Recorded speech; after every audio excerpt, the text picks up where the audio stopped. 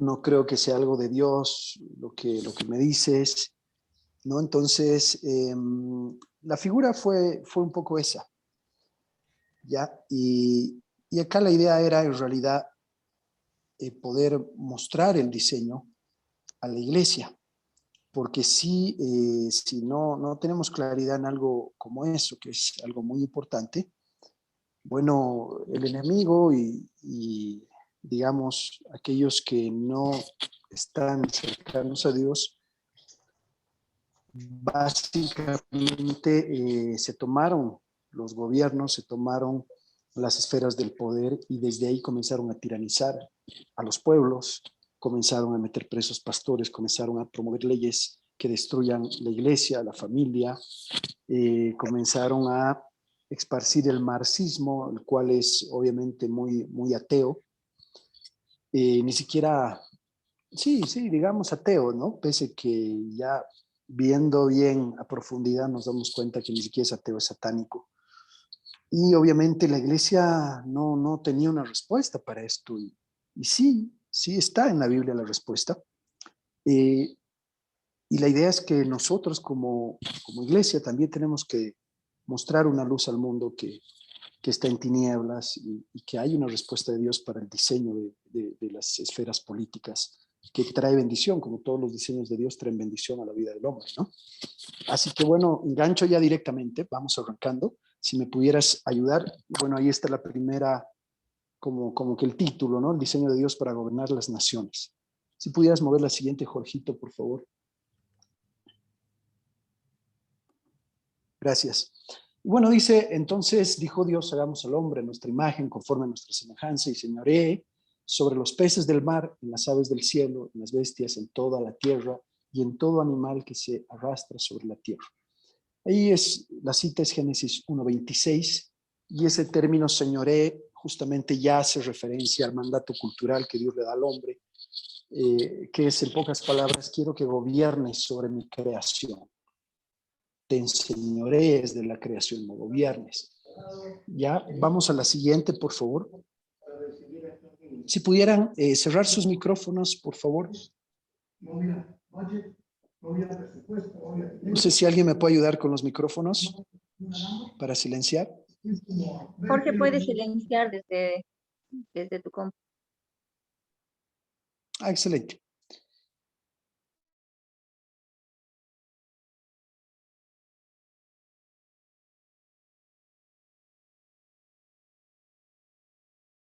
Lo ha silenciado al Fernando también. ¿Aló? ¿Me escuchan ahora? Sí. Ya, excelente. La siguiente diapositiva, por favor, Jorgito. Y dice, y creó Dios al hombre a su imagen, a imagen de Dios los creó, varón y hembra los creó. Dios gobierna a través de sus leyes, la ley moral de Dios es de bendición al hombre, eso está en Éxodo 20, del 1 al 16. Esa es la ley moral, los 10 mandamientos, ¿no?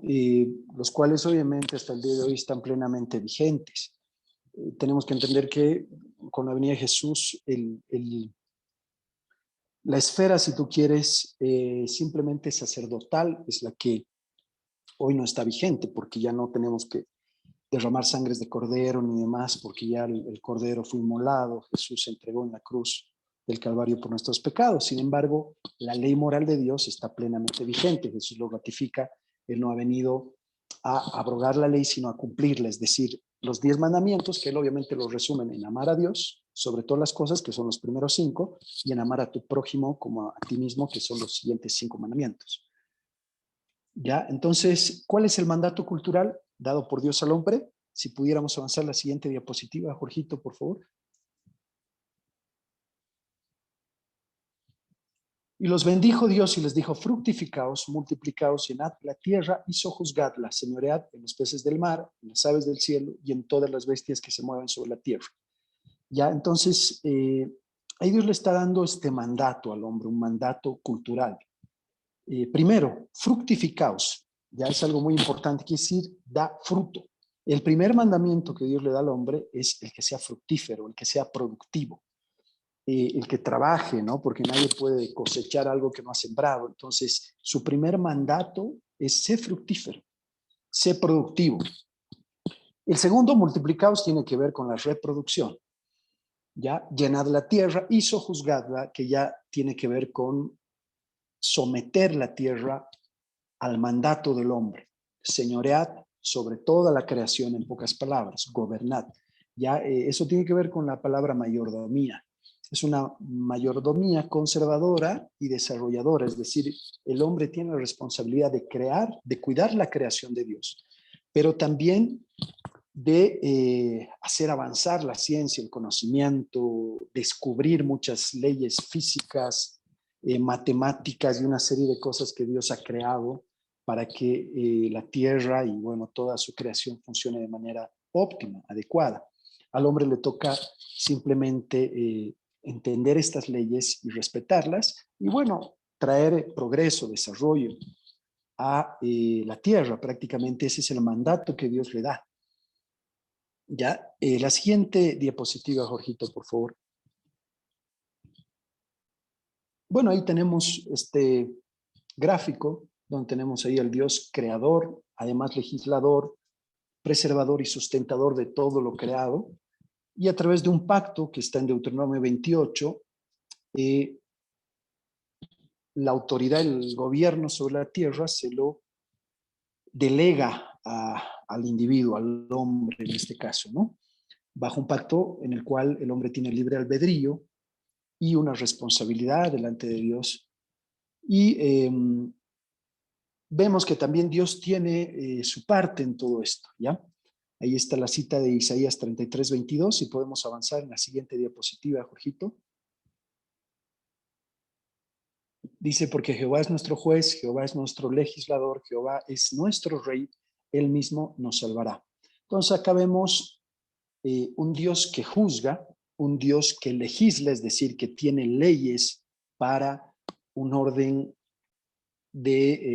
establecido, preestablecido, para que el hombre pueda cumplir este mandato cultural que Dios le da a través de 3 instituciones que las vamos a ir viendo en un momento. Y además Jehová es el que reina. Ya, Él es el que nos salva también. Si seguimos con la que viene, por favor, ahí tenemos los 10 mandamientos. Como les decía, los primeros 5, que son mandatos que tienen que ver con Dios y su honra. Ya, como no tendrás dioses ajenos, no adorarás imágenes, no tomarás el nombre de Dios en vano, acuérdate del día de reposo para santificarlo, honra a tu padre y a tu madre. Y los otros 5 que tienen que ver con la relación con el prójimo: no matarás, no cometerás adulterio, no robarás, no mentirás y no codiciarás nada de tu prójimo. Ya, allí hay leyes muy claras, muy concretas. Si ustedes quieren, esta es la Constitución, ya con la cual se ha fundado, por ejemplo, países como Estados Unidos, bajo la Constitución, la primera Constitución de Estados Unidos se llama la PEPA, y tenía prácticamente estos cimientos en su Constitución: honrar a Dios y amar al prójimo, no robar, no matar, no codiciar, no mentir, no codiciar nada, ¿no? Entonces, adelante, por favor, podemos seguir. Si pudieras ayudarme con la siguiente diapositiva. Gracias. Entonces, bueno, ahí tenemos nuevamente el esquema. Tenemos Dios dándole la autoridad al hombre en su individualidad y en un libre pacto de obediencia. Libre, hablo de libre porque obviamente Dios no nos fuerza nada. Esto es una relación que se tiene que establecer en libertad y de mutuo acuerdo, ¿no? Nadie puede obligar, forzar absolutamente nada. Voluntario, ¿no? Entonces, tenemos el pacto de dignidad, que está en Génesis 1:26, y tenemos el pacto de mayordomía, que está en Génesis 1:27 al 28. ¿No? Entonces ahí hay una línea entre Dios y el individuo que nadie la puede romper, y hay una relación de pacto entre ambos para que las cosas funcionen bajo un orden establecido por Dios para bendición del pueblo. Sigamos con la que viene, por favor.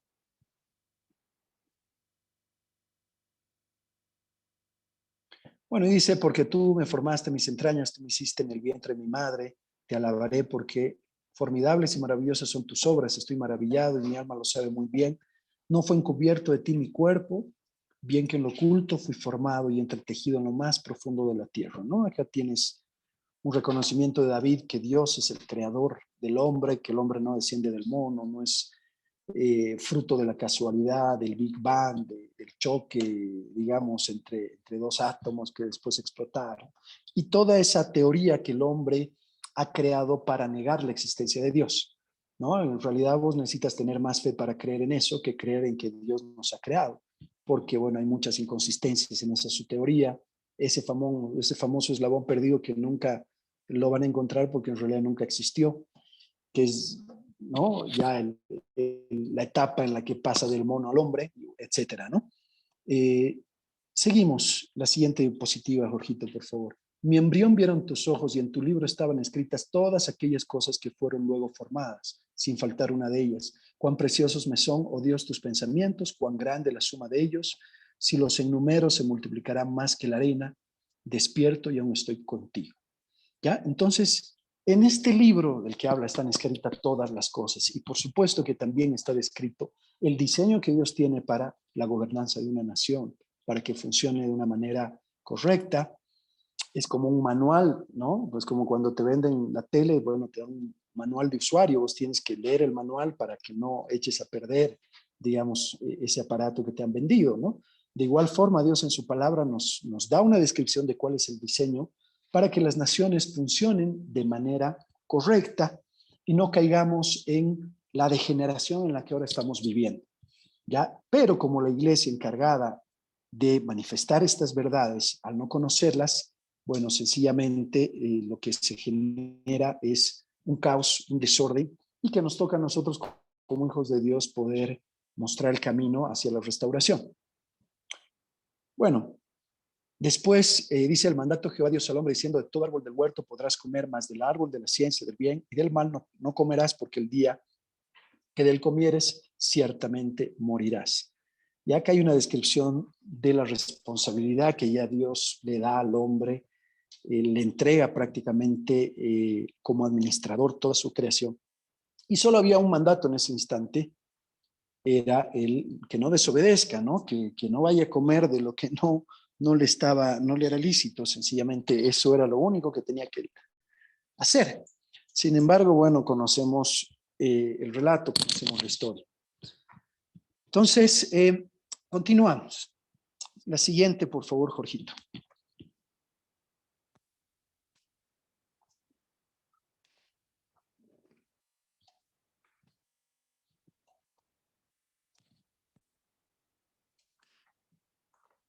Bueno, ahí volvemos nuevamente a nuestro gráfico. Acá ya vamos haciendo un desarrollo más consistente de todo. Y vemos nuevamente Dios, el individuo y las instituciones que Dios crea para que el hombre pueda cumplir ese mandato cultural. El primero es la familia, el segundo es la iglesia y el tercero es el gobierno civil limitado. Son instituciones divinas creadas por Dios bajo un diseño específico y este individuo tiene que tener un carácter formado, o sea, el individuo que el día de mañana vaya a manejar una de estas esferas tiene que tener un carácter formado, autogobierno y una mayordomía. La relación del pacto es el hombre sometido voluntariamente a la autoridad de Dios bajo la obediencia de su ley. Ya esto se lo conoce como, en la época de David se lo conocía como una monarquía constitucional, es decir, el monarca estaba sometido a la ley de Dios para no ser un tirano, como en el caso de Saúl, por ejemplo, que él ya no obedecía la ley de Dios y comenzó a tiranizar el pueblo, comenzó a perseguir a todos aquellos que eran disidentes, y quiso además perpetuarse en el poder. Él quería eternizarse en el trono, siendo que Dios ya lo había desechado justamente porque era una persona rebelde, no quería obedecer los mandatos de Dios. Ya, sigamos, por favor.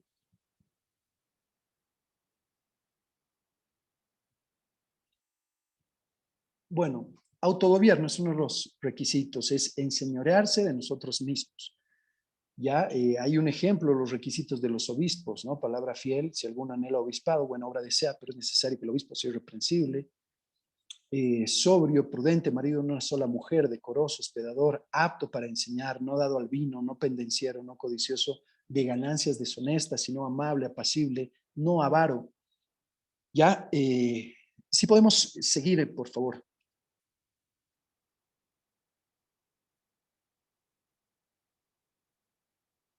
Si pudiéramos seguir con la diapositiva, Jorgito.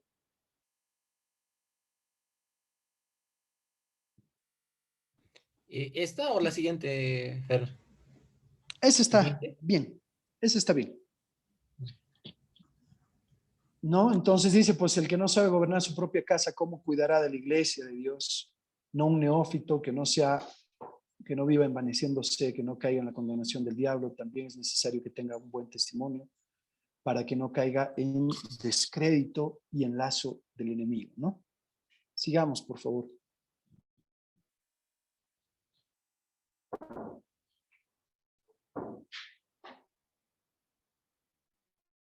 La siguiente diapositiva, gracias. Autogobierno. ¿Qué tiene que ver el autogobierno? Es enseñorearse de nosotros mismos. Mejor es el que tarda en airarse que el fuerte, y el que se enseñorea de su espíritu que aquel que toma una ciudad. Proverbios 16:32. La siguiente, por favor. Autogobierno también, ¿no? Seguimos en esto. Entonces Jehová dijo a Caín, ¿por qué te has ensañado y por qué ha decaído tu semblante? Si bien hicieres, no serás enaltecido, y si no hicieres bien, el pecado está a la puerta. Con todo esto, a ti será su deseo y tú te enseñorearás de él. Es decir, Dios le da al hombre de poderse enseñorear del pecado, de ti mismo, de todas tus debilidades. Dios te da una capacidad, una habilidad a través de su espíritu que tú puedas fortalecerte en él y poder ser una persona que cada día va perfeccionándose en, en Dios, ¿no? Fortaleciéndote en Dios. Somos transformados de gloria en gloria a su imagen. Porque imagínense aquel que les ha dado el poder y no tiene un carácter bien formado, pues es algo muy riesgoso, ¿no? Puede volverse un tirano, puede volverse una persona déspota y ser peor que un impío. Eso le pasa mucho a la gente que sube, asciende a las esferas de poder sin haber desarrollado ese carácter que Dios quiere para nuestras vidas, ¿no? Siguiente, por favor. Y lo contrario, ¿no? Como una ciudad derribada y sin muro es el hombre cuyo espíritu no tiene rienda, que no está sujeto a nadie, que no tiene sus parámetros, que no tiene sus principios morales de vida. Y esto obviamente va a terminar derribando esa vida, esa familia y muchas veces esa nación. Podemos ver como países que hace 20 años, 25 años eran países muy prósperos, cayeron en manos con individuos con estas características, es decir, que no se enseñorearon de su espíritu, que no viven bajo una moral de Dios, y las consecuencias son terribles, son catastróficas, ¿no? No les importa matar de hambre a todo el pueblo, matar gente, no tienen principios, no tienen moral, no tienen temor a Dios lo más mínimo, y obviamente las consecuencias no son para nada buenas, ¿no? Con la siguiente, por favor. Y hablamos ya de ese carácter cristiano que hacíamos mención, ¿no? Estoy juntamente crucificado, ya no vivo yo, sino vive Cristo en mí. Lo que ahora vivo en la carne lo vivo en el Hijo de Dios, el cual me amó y se entregó a sí mismo por mí. Entonces, formar el carácter de Cristo, ese es el compromiso que todo cristiano tiene. Ahora vamos con la siguiente positiva, por favor, ver qué significa carácter. ¿Ya? Es un conjunto de rasgos, cualidades o circunstancias que indican la naturaleza propia de una cosa o la manera de pensar y actuar de una persona o una colectividad, y por lo que se distingue de los demás. Ya otra definición es la naturaleza propia de cada cosa que se distingue de las demás. Entonces, lo que tú tengas interiormente se va a manifestar en lo exterior, es decir, cómo te has cultivado, cómo has crecido, eh, cuánto has desarrollado tu carácter, y eso lo vas a hacer manifiesto, ¿no? Lo hizo manifiesto Saúl, y cuando fue, por ejemplo, encontrado en su pecado, lo que le dijo al profeta fue: te pido que que me honres delante de los ancianos de mi pueblo, ¿no? No me avergüences, en pocas palabras. Pasa lo mismo con David, pero la reacción de David fue tirarse al piso, humillarse y decirle, no quites de mí tu Santo Espíritu, no me eches de delante de ti, ¿no? Entonces ahí vemos justamente la diferencia entre un monarca y el otro, uno que estaba sometido a la ley de Dios y a pesar que se equivocó y cometió grandes pecados, ¿no? Estaba arrepentido y vemos que en la palabra lo contrario es Saúl, por eso después termina en una condición que termina consultando brujas, se termina asesinando y demás, ¿no? Siguiente diapositiva, por favor.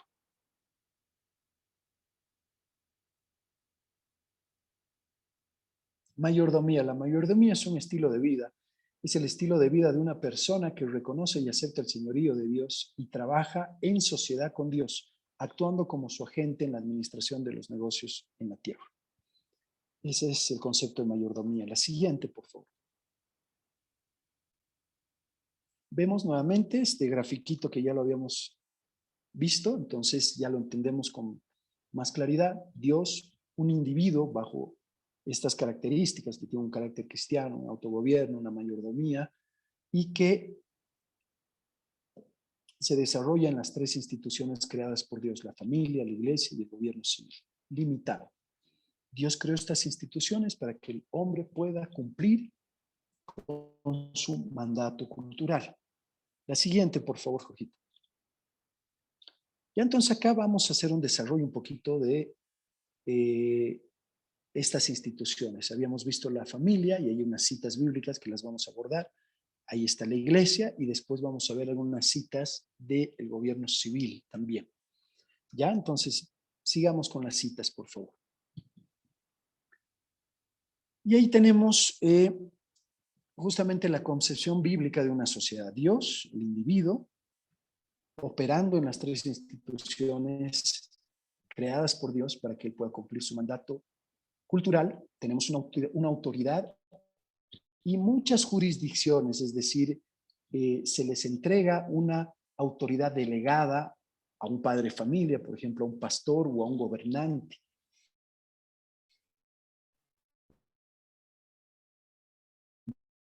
Que él no puede hacer lo que quiere con su responsabilidad. ¿Qué son las funciones de una familia? Dar bienestar, educación, salud, formar el carácter, la identidad, obra social, autogobierno. Ya estoy hablando de educación, no de formación, eso ya tú lo haces en la universidad. Ya, sin embargo, la educación, o sea, el enseñarles respeto, modales a los hijos, eso lo tiene que hacer la gente en el núcleo familiar, ¿no? Ayudarles a formar carácter, enseñarles a no robar, no mentir, no ser abusivos, no ser mentirosos. Bueno, todo lo que se supone que Dios nos ha dado como una ley moral, los padres de familia tienen que transmitirlo a sus hijos. El autogobierno y la obra social también, la caridad, el amor al prójimo, al cubrir al desnudo, a la viuda, al huérfano, ¿no? Ese amor, digamos, esa misericordia por los demás. Ya las funciones de la iglesia son otras: extender el reino de Dios en su nación, capacitar a los santos para la obra del ministerio y la vida, y obra social también, misericordia, ¿no? Como nos describe en Mateo 25, del 35 al 36, ¿no? Hay, bueno, también una referencia en la Biblia que Dios demanda a sus hijos y les dice, no, tuve hambre, no me diste comer, estuve desnudo, no me vestiste, en la cárcel, no me visitaste, enfermo, no me fuiste a ver. Por lo tanto, apartados de mí, hacedores de maldad, ¿no? Esa es función, no de un gobierno, es función de la iglesia, ¿no? La asistencia social, ojo ahí. Y el gobierno civil, ¿cuáles son sus funciones? Seguridad interna, externa, justicia, es decir, castiga al que rompe las leyes, obras de infraestructura, preservar los derechos divinos de los individuos y cuidar las instituciones creadas por Dios. Eso es lo que debería ser. ¿Ya? Sigamos adelante, por favor, Jorge. Entonces ahí tenemos el mandato cultural: multiplicar la imagen de Dios, administrar con responsabilidad la obra de sus manos, reflejar la verdad, la justicia y la belleza de su reino. Ese es el rol que Dios, la función que Dios le da al hombre para que se desempeñe en estas tres instituciones creadas por Dios. Sigamos, por favor. Ya vamos viendo el tema de la familia, que es la primera institución. Ahí está la cita que les mencionaba hace rato, Génesis 2:24. Por tanto, dejará el hombre a su padre y a su madre y se unirá a su mujer y juntos serán una sola carne. ¿Ya? Entonces, ¿quién crea la familia? Es Dios. No lo hace el Estado. El Estado es muy posterior a la creación de estas instituciones, de la familia. Sigamos, por favor. Vamos a ver el tema de la iglesia. La iglesia en su traducción es eclesia. Se encuentra 112 veces en el Nuevo Testamento. Iglesia tiene su origen en dos palabras griegas, ek, fuera de, kaleo, llamar. Es decir, llamar a los de afuera, llamados afuera, perdón. En la época del Nuevo Testamento, eclesía quería decir toda la asamblea de personas que habían sido convocadas por él para conversar y para tomar decisiones en negocios públicos. Esto es algo muy interesante. Ya, llamados afuera, o sea, en ningún momento ese concepto equivocado que nos han impartido, no sé desde cuándo, y habría que analizar la historia de la iglesia, donde la iglesia lo único que hizo fue sepultarse en las cuatro paredes y vivir una dualidad, ¿no? O sea, adentro somos cristianos y afuera, bueno, no digamos, si nos acomodamos muchas veces al sistema del mundo, cuando en realidad estamos llamados afuera a impactar, a hacer luz, a hacer sal, etcétera, ¿no? Ahora, hay algo muy interesante acá para el gobierno civil limitado. Si podríamos avanzar con la siguiente diapositiva, Jorgito, por favor. Hay una parte que muchas veces la gente que no tiene claridad en temas políticos, incluso gente cristiana y evangélica, usan de manera inadecuada, ya que es denle al César las cosas que son del César y a Dios las cosas que son de Dios. Muchos, no, César lo que es de César, Dios lo que es de Dios, en pocas palabras, a nosotros nos metemos en la iglesia, en las cuatro paredes, y ese es nuestro lugar, porque bueno, viene Cristo por nosotros y nos vamos. La pregunta es, ¿y quién es sal y luz entonces, no? Y estamos en la iglesia echándonos sal y alumbrándonos entre nosotros, cuando en realidad deberíamos hacerlo afuera. Pero en realidad el concepto literal de esto es que Dios le da al Estado una legitimidad que nunca antes había tenido y le pone límites que nunca antes habían sido reconocidos. Ya, Él no solo dio el precepto, sino que también formó el instrumento para llevarlo a cabo, limitar el poder del Estado, un gobierno limitado. Ya, eso dejó de ser la esperanza de los filósofos pacientes e inefectivos y se convirtió en el mandato perpetuo de la iglesia. Es decir, la iglesia tiene que saber ponerle límites a los gobernantes, porque son dos esferas diferentes. ¿Ya? Y este es un mandato que Dios nos da, limiten el poder del Estado.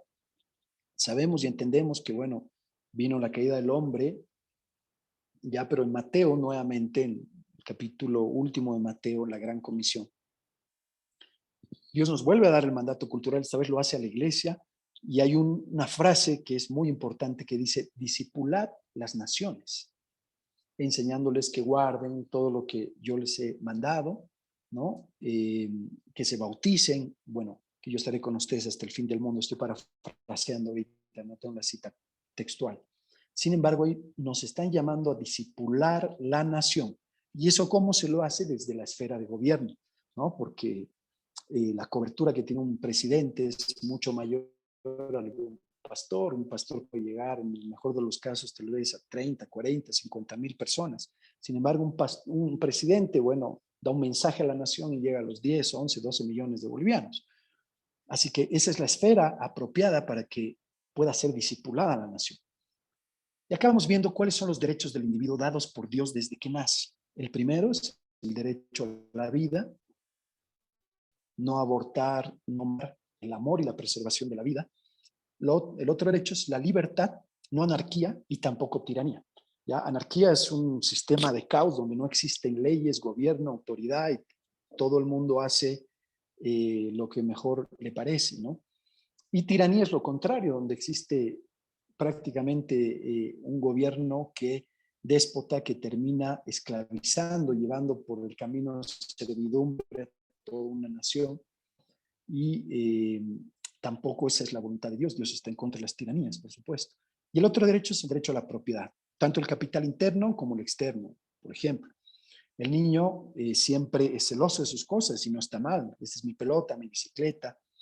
Es bueno incentivar el respeto de lo ajeno, el valor de las cosas, como también se debe enseñar a compartir, sin duda, ¿no? Pero es algo que uno hace voluntariamente, ¿ya? Es decir, yo comparto lo mío con lo de los demás. Nadie me lo puede obligar a hacer eso. Tiene que ser algo que te han inculcado desde pequeño y tú puedas el día de mañana practicarlo. ¿Ya? Estos son, no se olviden, los 3 derechos fundamentales que Dios nos da y que al Estado le toca simplemente preservar estos derechos. Para eso está un gobierno en realidad. Ya, como les hablaba de la fundación de la Constitución de Estados Unidos, ahorita vamos a ver más adelante este tema, que el gobierno tiene la legitimidad en cuanto garantice estos 3 derechos fundamentales del individuo. El rato que no lo hace, bueno, dejó de ser un gobierno al servicio de la gente y bueno, ya tiene otros fines, muchas veces mezquinos y personales, ¿no? O de una élite solamente. Bueno, acá vamos a ver el pacto que hace Dios con Abraham. Era Abraham de edad de 99 años. Si podemos seguir con la otra diapositiva, gracias, Jorgito. Y Jehová le dijo, yo soy el Dios Todopoderoso, anda delante de mí, sé perfecto. Ya ese es el mandamiento olvidado de la iglesia, ser perfecto. Y pondré mi pacto entre mí y ti, y te multiplicaré en gran manera. Entonces Abraham se postró sobre su rostro, y Dios habló con él diciendo, he aquí, mi pacto es contigo, y serás padre de muchedumbre de gentes. Y no se llamará más tu nombre Abraham, sino Abraham, porque te he puesto por padre de muchedumbres de gentes. Y te multiplicaré en gran manera, y haré naciones de ti, y reyes saldrán de ti. Ahí está. Dios es un Dios que la Biblia nos llama así, el rey de reyes, rey con mayúscula y reyes con minúsculas, ¿no? R minúscula, que vienen a ser sus hijos, que van a ser levantados para gobernar sobre las naciones. Entonces, no es que nosotros estamos inventando algo, Dios ya lo había previsto. Él también dice que somos nación de reyes primero y sacerdotes después, porque el ordenamiento tiene que ver, Dios es un Dios de orden, reyes, porque el impacto es mayor, un rey está sobre un pastor, porque es como un pastor sobre la nación, si ustedes quieren. Ya, eso fue David, acuérdense, pasó de ser pastor de ovejas a ser pastor de Israel, y sacerdotes que están bajo la responsabilidad ya de los feligreses, de las ovejas de la iglesia, ¿no? Entonces, eso es algo que Dios lo tenía considerado. Reyes saldrán de ti. Sigamos, por favor. Y ahí está la cita, justamente, Apocalipsis 5:10, y nos has hecho para nuestro Dios reyes y sacerdotes, reyes con R minúsculo, y reinaremos sobre la tierra.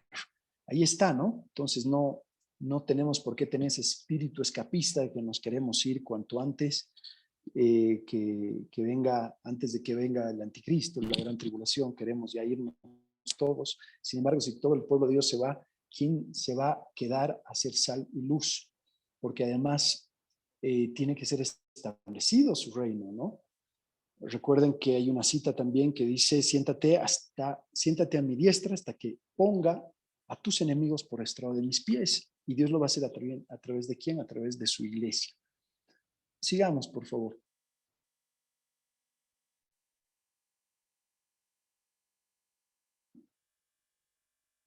Bueno, acá, requisitos para un ministro que sirve en la tercera institución creada por Dios. Un publicano, un servidor público, eso se les llamaba antes publicanos, era un servidor público. ¿Cómo llevaré yo solo vuestras molestias? Acá habla Moisés. Vuestras cargas, vuestros pleitos, dádmela entre vosotros, de vuestras tribus, varones sabios, entendidos y expertos, para que yo los ponga por vuestros jefes. Ya, acá estamos hablando de la libre elección. Moisés les dice, porque él ya estaba básicamente muy complicado con todos los problemas que le traían a resolver, y su yetro le dice, mira, vas a parecer su suegro, le dice, ¿no? Mira, vas a perecer de esta manera, tienes que levantarte jefes y ponerlos sobre miles, 10,000 para que ellos los gobiernen y los casos complicados recién pueden venir a ti, ¿no? Entonces, como que la apelación al juicio iba ya a una Corte Suprema, que era la que estaba a cargo de Moisés. Además, habla de la democracia, deme entre vosotros, ya, escójanse quiénes son los hombres más aptos, cuáles eran las características, entendidos y expertos en este tipo de temas, en juicios, en la palabra de Dios, en saber impartir justicia con sabiduría. Eso eran los requisitos en principio para esta gente. Y tomó los principales, la siguiente diapositiva, por favor. Y acá continúa hablando Moisés. Si pudieras avanzar en la siguiente diapositiva, Jorgito, gracias. Y dice, y tomé a los principales de vuestras tribus, varones sabios y expertos, y los puse por jefes sobre vosotros, jefes de millares, de centenares, de 50 y de 10, y gobernadores de vuestra tribu. Ya ahí lo que podemos ver es la descentralización del poder para evitar justamente las tiranías, las dictaduras, y que todo el pueblo quede en una manos que el día de mañana los puedan llevar por un camino de servidumbre, distribución del poder, una descentralización del poder. Y entonces mandó a vuestros jueces diciendo, oíd entre vuestros hermanos y juzgad justamente entre y su hermano y el extranjero. No hagáis juicio hacia los juicios de Dios, y la causa que os fuere difícil la traeréis a mí y yo la oiré. ¿No? O sea, igualdad ante la ley, todos somos iguales ante la ley. Ese era el primer punto, y el segundo es la posibilidad de poder ir a un corte superior a tocar el juicio si es que ha habido una especie de prevaricato, no sé, por tenía la posibilidad de apelar. Después, la siguiente diapositiva, por favor, Jorgito. Eso es tan importante que un principio del reino en el Nuevo Testamento. El reino dividido, eso se debilita. Por lo tanto, un gobierno que intente poner su voluntad sin tener en cuenta el consenso del pueblo es inestable que gobierna con consenso. Dios delega las pautas que él ha establecido, que es con líderes sabios, entendidos, experimentados y responsables. ¿Ya? Entonces, el rato que el gobierno se desentiende del pueblo, sencillamente ese gobierno está condenado a perecer. Ese gobernante va a ser destituido, ¿no? Sigamos con la siguiente diapositiva, Jorgito, por favor.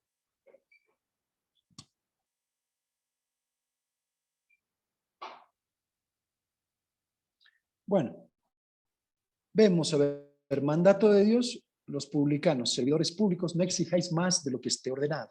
No pueden caer en extorsiones, no deberían subir tanto los impuestos al punto de que los ciudadanos se vuelvan esclavos del gobierno.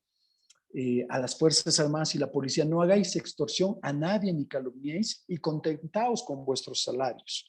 Imagínense, son dos mandatos que están dentro de la Biblia, uno para las Fuerzas Armadas, la policía, el otro para los servidores públicos, que hoy en día obviamente están totalmente desatendidos, ¿no? La gente justamente hace lo contrario a todo esto.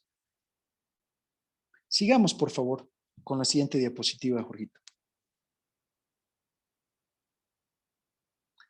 El inicio de la Declaración de la Independencia de Estados Unidos, sus fundadores, siguiendo las pautas que Dios les dio a Moisés, afirmaban las verdades, que estas verdades eran cardinales, y son las siguientes.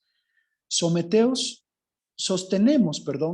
que estas verdades son evidentes en sí mismas, que todos los hombres son creados iguales, que su creador los ha dotado de ciertos derechos inalienables, que entre ellos se encuentran la vida, la libertad y la búsqueda de la felicidad, que es la propiedad, que para asegurar estos derechos se instituyen gobiernos entre los hombres, los cuales derivan sus poderes legítimos del consentimiento de los gobernados, que el pueblo tiene el derecho de cambiar o abolir cualquier otra forma de gobierno que tienda a destituir estos propósitos y de instituir un nuevo gobierno fundado en tales principios y de organizar sus poderes en tal forma que la realización de su seguridad y felicidad sea más viables. En pocas palabras, la soberanía reside en el pueblo, no en el gobernante.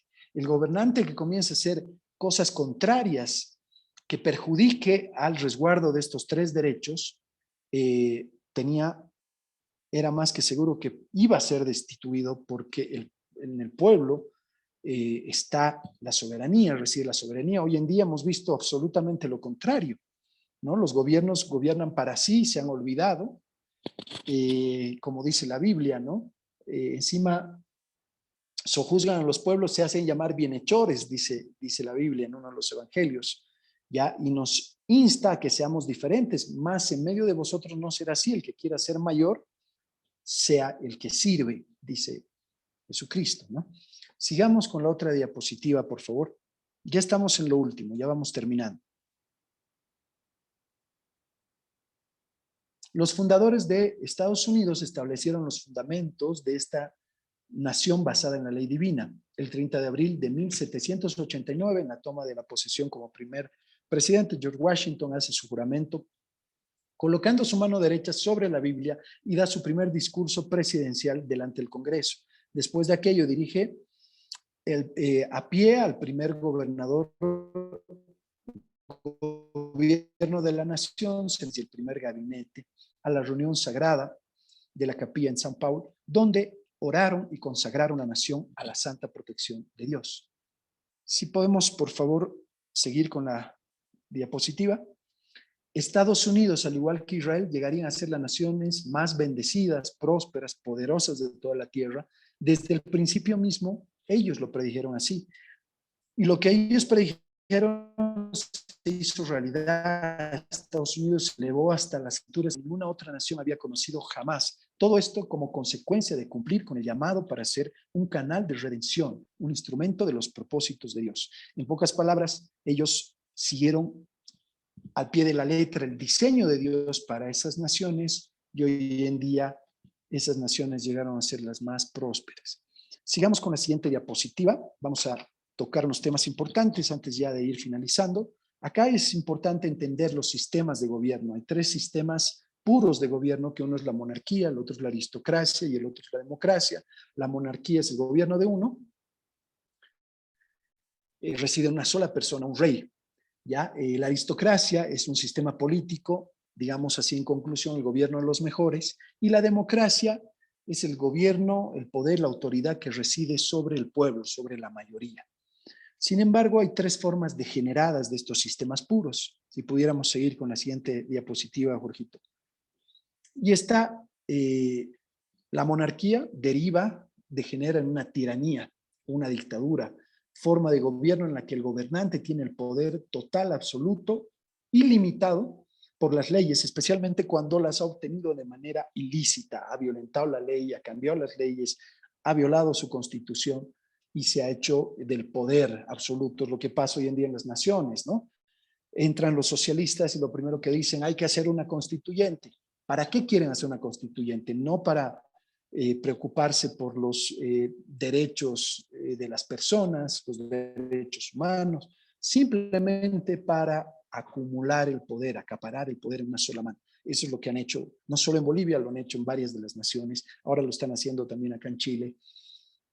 Pero vamos al siguiente sistema de gobierno, la oligarquía, que es un grupo reducido, es una élite prácticamente que tiene igual el poder e influencia en un determinado sector, una organización o el gobierno, como para dirigirlos y controlarlos en solitario, es decir, tiranizan de igual forma, pero no al capricho de uno, sino de una élite, de un grupo. Y la otra forma degenerada de la democracia es la demagogia y el populismo, es una práctica política que apela a los sentimientos, emociones de la población para ganarse su apoyo a través de la retórica. El demagogo busca incentivar las pasiones, los miedos de la gente para conseguir su favor, el cual no se impone por su programa político ni por las propuestas ni la razón, sino solo por las emociones. El siguiente, por favor. Entonces, vamos a ver cuál es un sistema republicano, que es uno de los mejores sistemas, que es justamente un sistema de pesos y contrapesos, y que nosotros desde las 5 reformas proponemos. Es un sistema de gobierno mixto, es decir, la combinación de las 3 formas puras de gobierno: el gobierno limitado, que es la república, que es un sistema de gobierno que recae sobre varias personas elegidas mediante voto popular y por un tiempo limitado. En la modernidad se define con base de la separación de los poderes del Estado, el ejecutivo, el legislativo, el judicial, que procura un equilibrio que propone la estabilidad del Estado, la justicia y la igualdad de todos ante la ley.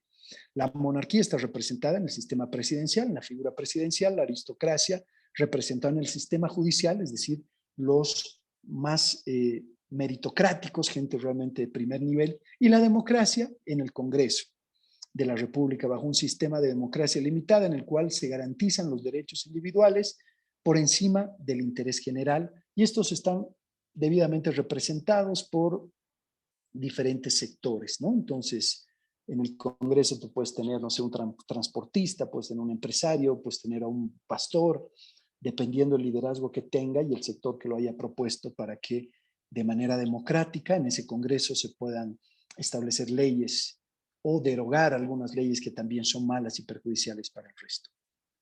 Ya, la siguiente diapositiva, Jorgito, por favor.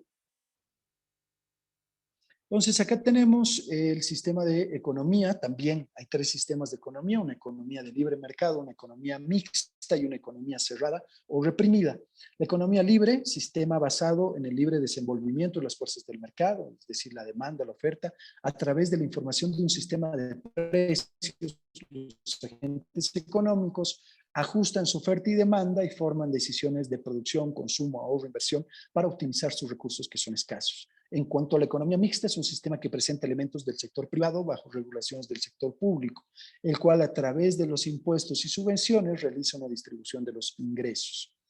Y una economía cerrada o reprimida, que es un sistema donde la intervención del Estado es total. Ni tampoco se realizan intercambios comerciales con el mercado externo, es decir, prácticamente los factores de producción están en manos del gobierno y el gobierno decide qué producir, qué cantidad. Eso es lo que se hizo en China, bueno, en la época de Mao Zedong, y el resultado fue que 60 millones de hombres murieron de hambre, ¿no? Porque caprichos, que el gobierno quería producir algo que en realidad no se necesitaba, y bueno, al final fue un verdadero fracaso.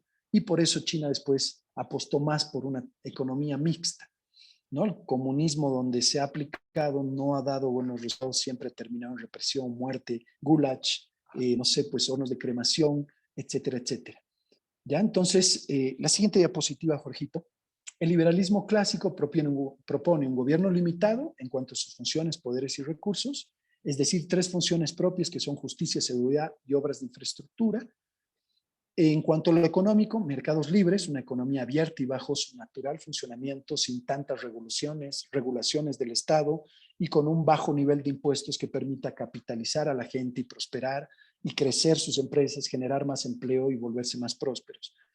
Y en lo social, el respeto por la propiedad privada. El Estado de Derecho que respete y dé garantías para el enriquecimiento lícito de los ciudadanos, la separación de poderes y la democracia limitada bajo el imperio de la ley. Eso es prácticamente lo que se propone. Estas 5 reformas: una sería la reforma política, que hemos dicho, limitar el poder del gobierno; la reforma económica, que tiene que ver con desregular los mercados y bajar impuestos; y las reformas sociales, que tienen que ver con privatizar la salud, la educación, las jubilaciones y pensiones, porque son bienes económicos que no deberían estar en manos del Estado. Hoy en día la educación está en manos del Estado y simplemente son con fines de adoctrinamiento, se imparte marxismo, no ciencia. La salud pública sabemos que es un desastre, sin embargo nos cuesta 4.000 millones de dólares al año, y resulta que este sistema de salud pública no sana a nadie, es decir, no no extingue la enfermedad, sino extingue al enfermo. Por ejemplo, les doy un ejemplo: en Singapur existe el mejor sistema del mundo de salud, de sistema de atención médica es el de Singapur, en el cual el 75% está en manos de los privados. Y como hay una capacidad de ahorro, la gente va y tiene la posibilidad de poder pagar la mejor atención que normalmente es la privada. Y por último, jubilaciones y pensiones, ¿no? Que esto es un ahorro previsional de la gente, por lo cual una gestora del Estado que maneje esos fondos no debería existir, porque, bueno, como ha pasado en estos últimos años, hemos visto que la gestora ha dispuesto $5,000 millones de los ahorros, de los ahorristas, para hacer gestión pública. Ya, y bueno, como son deficitarios, en 6 o 7 gestiones deficitarias, simplemente mañana corre el riesgo que este sistema no pueda ser sostenible. Y acá la última reflexión, si podríamos avanzar, Jorgito, las diapositivas. Ya, dice lo siguiente, ¿no? Carlos Marx, esta era una de sus ideas: cuanto más de sí mismo el hombre le atribuye a Dios, menos dejará para sí mismo. Es por eso que él prácticamente propone sacar a Dios de medio de todo, y sin embargo Dios es el que permite que todo sea sostenido y preservado para el bien de la humanidad, ¿no? Básicamente, Jorgito, hemos terminado, así que si quieres hacer algunas preguntas, adelante, les abro el micrófono.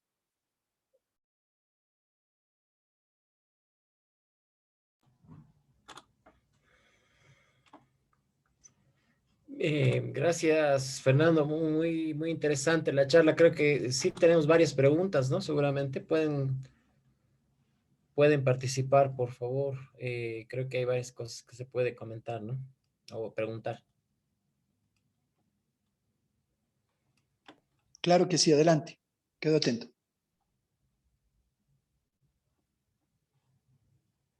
Bueno, a ver, mientras cualquiera puede participar, no hay ningún problema, por favor. Pero mientras tanto, Fernando, hay algunas cosas, ¿no? Bueno, eh, digamos, me parece muy interesante todo esto, pero bueno, lo que pienso yo es que debemos tener cuidado o debemos ver qué es lo que va a pasar con nuestro país, ¿no es cierto? O sea, en el sentido de buscar un gobierno que cumpla estos principios, ¿no? Hasta ahora los cristianos, la mayoría hemos estado un poco apartados, ¿no? De la política, etcétera. Creo que tu charla nos aclara mucho. ¿Qué opinas tú? Pero bueno, hay varios temas, ¿no? Hay uno, por ejemplo, que es crítico, creo, ¿no? Es ¿cómo podríamos hacer o qué opinas tú, digamos, en el tema, en el futuro, en nuestro país? Digamos, quisiéramos implementar estos principios, aunque son bastante universales, ¿no es cierto? Porque estos principios que hemos visto acá son compatibles con la mayoría de los derechos humanos y, bueno, más con el liberalismo, ¿no? Eh, pero el problema es, digamos, hay personas que no son cristianas en la sociedad, ¿no? Entonces, obviamente ahorita somos tal vez un poco más de 20% en Bolivia de cristianos, pero el tema es cómo podríamos promover, digamos, un gobierno basado en estos principios bíblicos cuando hay una gran mayoría de las personas que no creen todavía mucho en la Biblia o siempre va a haber, ¿no? Es decir, si Dios quiere puede haber más cristianos, también hay católicos que sí creen en la Biblia, digamos, cristianos evangélicos que sí creemos en la Biblia, pero cuando quisiéramos implementar más de este tipo de reformas, por ejemplo, las reformas que tú propones al final y todo aquello, ¿cómo negociar, digamos, o dialogar con las personas que no son cristianas para promover este tipo de reformas en el gobierno, en la política, digamos, ¿no? ¿O cómo tú piensas que podríamos hacer eso? O sea, porque siempre va a haber gente que no son cristianas, entonces se van a tal vez oponer. O hasta qué punto también, y es un punto crítico, ¿no? Que hablé la anterior vez, digamos, sobre las persecuciones. Hablé un poco de la historia, entonces tampoco queremos perseguir a los que no son, aunque fuéramos 80% cristianos en Bolivia, no queremos perseguir al 20% que pueden ser no creyentes, agnósticos, ateos, ¿no? Claro, a ver, respondiéndote a la pregunta, Jorgito, estos son principios fundamentales para el avance, el desarrollo de una nación. Ya hay índices, por ejemplo, hay índices de desarrollo humano ya que te miden el PIB per cápita, te miden la esperanza de vida, te miden la parte de educación, formación en los individuos. Y tú vas a ver que las naciones que más se alinean a este diseño, a este modelo, son los países más liberales, son los países más prósperos. Te doy un ejemplo, Singapur. Singapur es una de las naciones más libres, ahí Nueva Zelanda también, tú necesitas un solo trámite para abrir una empresa. Acá en Bolivia necesitas más de 14 trámites para poder emprender. Y una vez que te has formalizado, te cae impuestos, te cae el Ministerio de Trabajo, la fiscalizadora de empresas, las AFPs, las cajas, la alcaldía, y bueno, básicamente se llevan toda la creación de riqueza que tú hayas podido hacer. No vienen los aguinaldos, los dobles aguinaldos, los bonos, bueno, una serie de cosas que al final terminan quebrando el emprendimiento, en pocas palabras. En Singapur no existe eso, ahí existe la libre contratación, muy escasas regulaciones, básicamente tú con menos de $100 en 24 horas ya puedes emprender y nadie te va a poner trabas.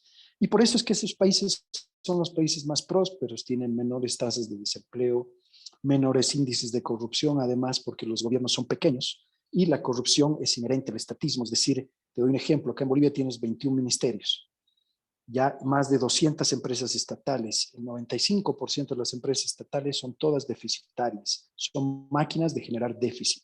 Y los gobiernos son sumamente corruptos, es decir, los gobiernos más aparatosos son los más corruptos.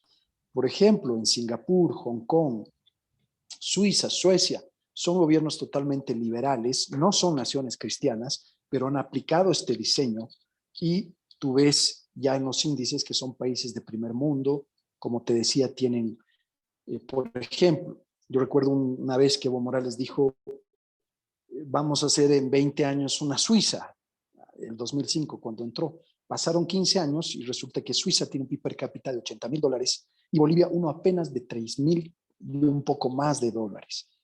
Ya estamos hablando que la diferencia es casi de alrededor de 25 veces, son 25 veces más prósperos los suizos que nosotros. ¿Cuál es la diferencia? Es el sistema. En Bolivia tenemos un sistema socialista, medio tiránico, que ha acaparado el poder, los recursos, las funciones en pocas manos y que se solventa cada vez más del ciudadano. Entonces ahí vemos la gestión del señor Arce. Por ejemplo, lo primero que ha hecho al ingresar es su planificación de reactivación es generar más impuestos. Ha generado un impuesto a la riqueza, que apenas habían habido 150 ricos en Bolivia, o sea, nada, y ha querido generar el otro impuesto al manejo de las redes sociales y demás cosas. ¿Por qué? Porque mientras más aparatoso sea el gobierno, más impuestos tiene que recaudar para sostenerse, porque el gobierno no genera riqueza. El llamado a generar riqueza es el empresario. Y tienen relación inversa. A mayor gobierno, menor sector privado, porque, perdón, a menor gobierno, mayor sector privado, relación inversa. A mayor gobierno, menos espacio para el incentivo privado. Entonces, eso es lo que tenemos que entender. Los limitados tienen que ser la gente que está bajo el gobierno y no los ciudadanos. Los ciudadanos deberían poder tener esa capacidad de ahorro, de prosperar, de pagarse la mejor educación, la mejor salud, tener sus jubilaciones sin que venga el Estado y te las quite y te las quiera disponer, o sea, los ahorros de tu vida se los disponen para pagarse dobles aguinaldos. ¿Dónde se ha visto semejante abuso, no? Entonces, básicamente es hacerles entender eso, es como el diseño de la familia funciona para un cristiano como para un no cristiano. Son instituciones creadas por Dios y aquellos, sean cristianos o no, que logren aplicar estas leyes, bueno, van a ser pues prosperados y bendecidos. Es como la ley de la gravedad. La ley de la gravedad, por más que yo sea cristiano, ore, ayune, yo estoy sometido a esa ley. Entonces, no voy a pensar que porque salte de la ventana del quinto piso, bueno, voy a romper una ley que está establecida por Dios, por más cristiano que sea. De seguro que por estas leyes y estos mandatos divinos, como funcionan para un individuo, funcionan también para una nación. Entonces, por ahí la respuesta, Jorgito.